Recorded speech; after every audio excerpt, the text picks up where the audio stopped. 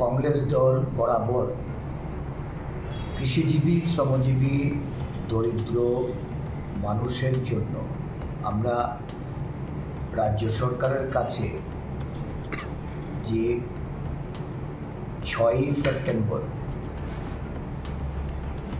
দাবি সনদ পেশ করে আমাদের প্রতিনিধি দল প্রাক পূজা এই উৎসবকে যেন আনন্দময় করা যায়, এই উৎসবের আনন্দে যেন গরিব অংশের মানুষ অংশগ্রহণ করে নিজেদের, তাদের পরিবার পরিজনদের নিয়ে উৎসব পালন করতে পারে, সেই লক্ষ্যে যারা রাজ্যের বিভিন্ন প্রান্তে রেগার শ্রম দিবসে কাজ করেছেন এবং তাদের মজুরি পাওনা, এই মজুরি প্রাক পূজায় তারা যেন তাদের সরকারের তরফ থেকে মজুরি মিটিয়ে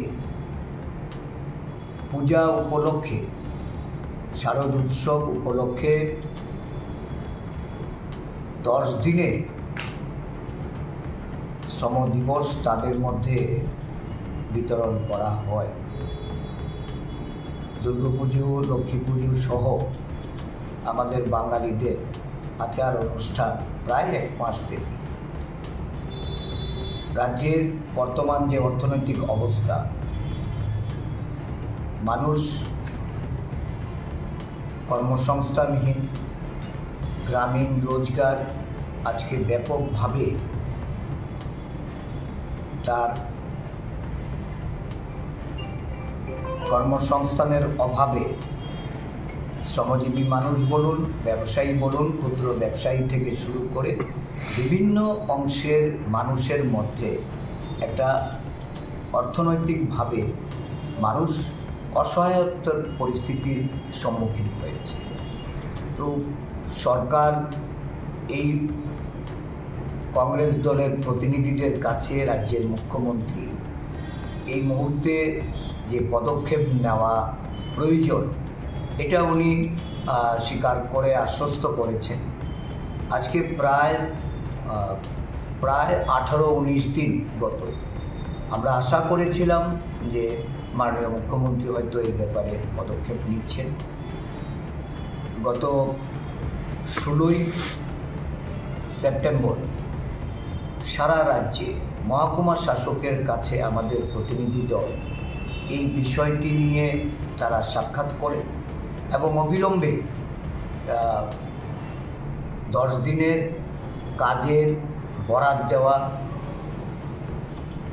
যে বকেয়া মজুরি, এই মজুরি প্রদান করা, এই বিষয়গুলি তুলে ধরে তারা মহকুমা শাসকের মাধ্যমে মুখ্যমন্ত্রীর গোচরে নেওয়া এবং যথাযথ এই ব্যবস্থা করার জন্য আবারও আমাদের প্রতিনিধি দলের তরফ থেকে আবেদন রাখা হয়। আমি ব্যক্তিগতভাবে গতকাল একটা মুখ্যমন্ত্রীকে চিঠি প্রদান করেছি এবং সেই চিঠিতে যে বিষয়বস্তুগুলি ছিল, রেগার বকেয়া মজুরি প্রদান, 10 দিনের জন্য শ্রম দিবস এটা স্যাংশন করা, দ্রব্যমূল্যের দাম আকাশ ছোঁয়া, সারা রাজ্য জুড়ে কোনো সরকারি নিয়ন্ত্রণ নেই, কালোবাজারিরা বা মজুতদাররা তারা তাদের মর্জিমাফিক সেখানে দাম তারা বসাচ্ছেন।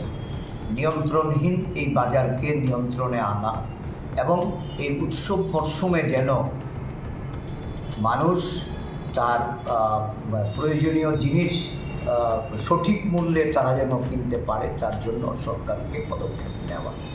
দেখা গেছে যে এখন অবধি যা অবস্থা, সরকারের তরফ থেকে কোনো পদক্ষেপ না থাকার দরুন দ্রব্যমূল্যের বাজার নিয়ন্ত্রণ করা সম্ভব হচ্ছে না। গত কয়েকদিন ধরেই আমরা সমস্ত রাজ্যে যা অবস্থা আমরা লক্ষ্য করছি যে শ্রমিক এবং কৃষিজীবী মানুষ তারা উদ্বিগ্ন। আমাদের দলের পক্ষ থেকেও আমরা বারংবার এই বিষয়গুলি রাজ্যবাসীর স্বার্থে বা জনস্বার্থে আমরা এটা তুলে ধরছি। আমি আশা করি রাজ্যের সরকার, মাননীয় মুখ্যমন্ত্রী উনি এই বিষয়ে প্রয়োজনীয় পদক্ষেপ গ্রহণ করবেন। শিক্ষকদের বিভিন্ন বিষয় নিয়ে রাজ্য সরকারের দৃষ্টি আকর্ষণ করছি। টেট শিক্ষকদের 2010 সাল থেকে টেট পরীক্ষার মাধ্যমে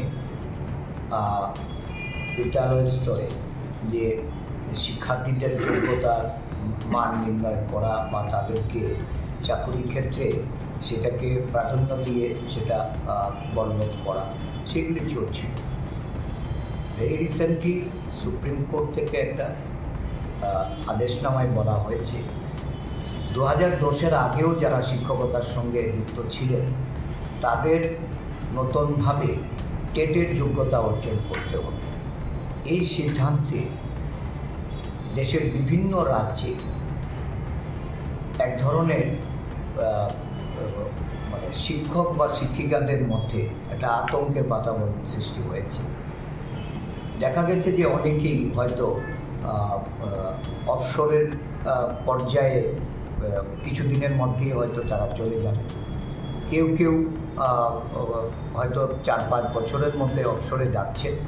সেদিক থেকে বিবেচনা করে আমরা রাজ্য সরকারকে বলবো, কারণ ভারতবর্ষের বিভিন্ন রাজ্যের সরকার সুপ্রিম কোর্টের এই নির্দেশ পুনর্বিবেচনার জন্য তারা অ্যাপিল করছেন।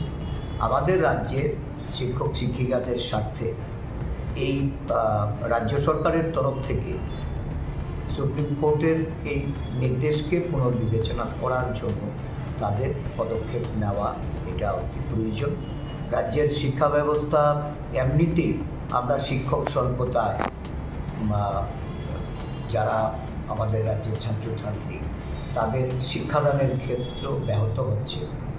আর যদি এই ধরনের সিদ্ধান্ত বলবৎ হয় তাহলে অধিকাংশ ক্ষেত্রেই বর্তমান যে যারা সিনিয়র শিক্ষক হিসাবে বা শিক্ষিকা হিসাবে কাজ করছেন তাদের ক্ষেত্রেও একটা বড় অসুবিধার সম্মুখীন হতে হবে।